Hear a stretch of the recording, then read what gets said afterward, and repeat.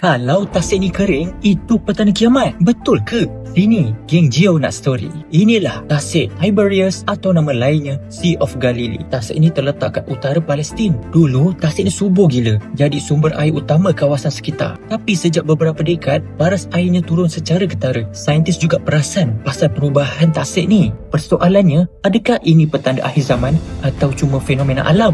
Sini, aku rungkaikan satu persatu apa punca tasik ni boleh kering.